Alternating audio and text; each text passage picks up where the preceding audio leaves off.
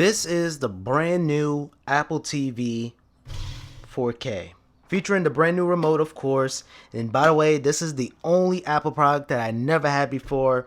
I had the iPod, I had the iPhone, I had an iPad, I had an iMac, MacBook, you name it, I had it. The only thing that was missing on the list was an Apple TV, and I'm proud to get the ultimate cinematic experience. And you guys can tell I'm a big Apple guy because I even have the HomePod, the OG one, not one but two, and I can pair it up with my Apple TV to have the surround sound experience. I have the AirPods Max, I have the AirPods Pro, AirPods. I have every Apple product but this. Now this is 4K HDR, 32 gigabytes. You can get up to 64 gigabytes, but that's gonna run you $200. Very expensive to be Extreme Box, but as you know, with Apple, you gotta pay to play.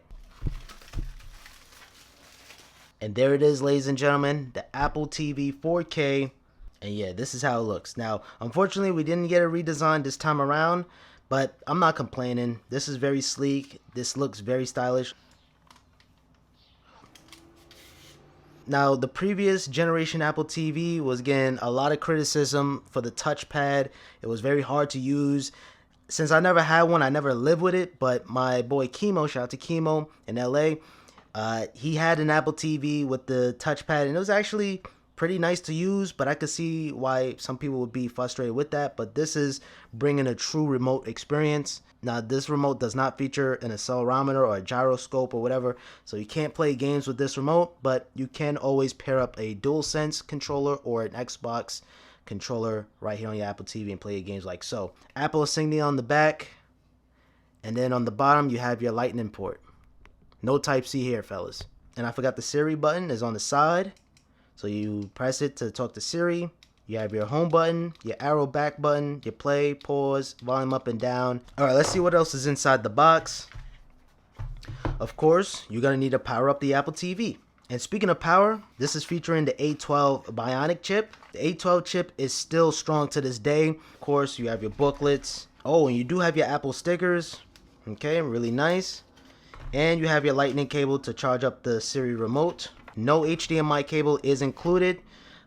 Thankfully, I have a bunch of them, so just keep that in mind before purchasing. Make sure you have an extra HDMI cable that will come in handy in order for you to see your Apple TV. Now, the back of the Apple TV, you do have an Ethernet, HDMI, and your power.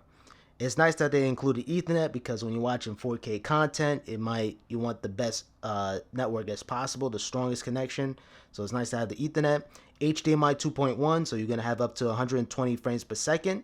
That's gonna be very nice for watching sports or any, playing games and stuff like that. So having that frame rate is gonna be much appreciated. And power, that's pretty self-explanatory. And yeah, that's basically it. This is gonna get a lot of fingerprints if you touch on it too much, but oh, and there's another sticker here.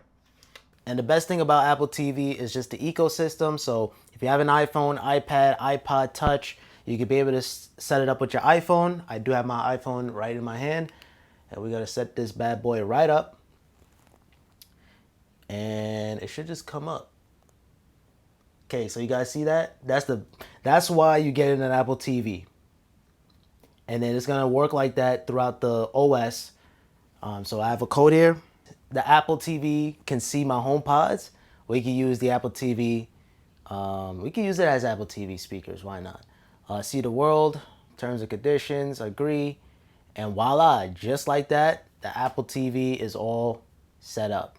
Very simple, very easy. And of course, if you have an Apple Watch, you can, do your Apple Fitness. Of course, Apple Music is gonna work. I'm currently an Apple Music subscriber. Your subscription should be all in one. It's gonna see everything thanks to this iCloud.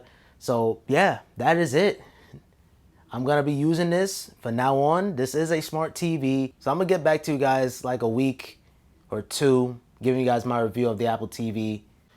So I've been using the Apple TV for about 30 minutes, watching YouTube, configuring some settings, playing around with the user interface, listening to Apple Music, and I gotta tell you, this is a buttery smooth experience. You can take your iPhone and actually calibrate the colors and see what's best for your TV. Now, it's not actually changing your TV settings, it's just changing the input to the Apple TV to your TV. And essentially, you just take a Face ID enabled iPhone, and it's utilizing the front-facing camera, the proximity sensors, and it's just going to calibrate the colors for you. Now, if you have Dolby Vision, you don't need to worry about this at all because the colors are already accurate. And unfortunately, if you have a Samsung TV, a lot of Samsung TVs doesn't even support Dolby Vision. I don't think none of them do, actually. Name a streaming device that can do something like that. So it's pretty amazing how Apple is able to incorporate that. And even like the little things of searching things on YouTube, as soon as you have a text box open on your Apple TV,